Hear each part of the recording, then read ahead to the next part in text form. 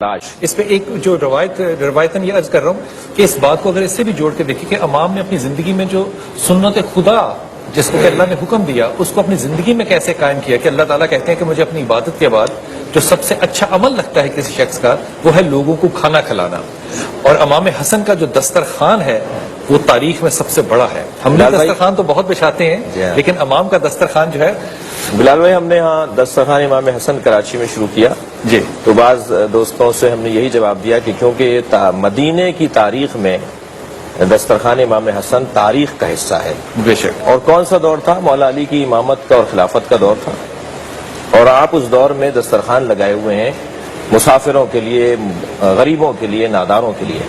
اور کیونکہ مولا خلیفہ تھے اور آپ کا مزاج تھا کہ آپ وہ غذا اور وہ لباس اپناتے تھے جو معاشرے کا کم ترین فرد اپنا سکتا ہے، تاکہ کوئی یہ نہ کہے کہ میرا امام تو اچھا کھا رہا ہے، میرا خلیفہ اور میرا سربراہ تو اچھا کھا رہا ہے، میرے پاس کھانے کو نہیں ہے۔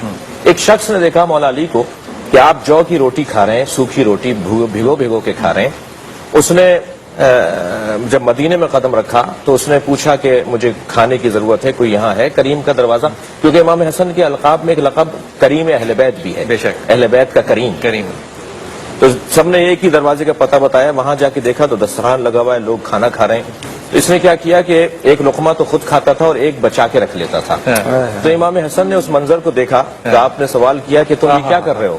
تمہیں اگر کسی کے لیے لے جانا ہے تو ہم تمہیں علیحدہ سے دے دیں گے، تم یہاں خوب اپنا حصہ پوری طرح کھا لو۔ کہنے لگا نہیں، میں شہر میں آ رہا تھا تو میں نے ایک شخص کو دیکھا جو کی روٹی سوکھی۔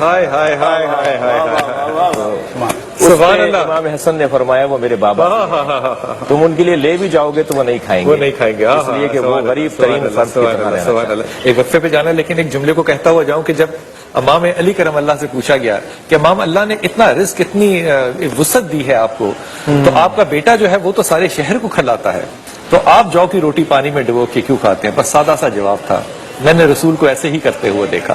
جب آپ سنت رسول قائم کرتے ہیں تو آپ کے نفس پہ سنت رسول جو ہے وہ قابو آتی ہے، آپ کا نفس آپ پہ قابو نہیں آتا۔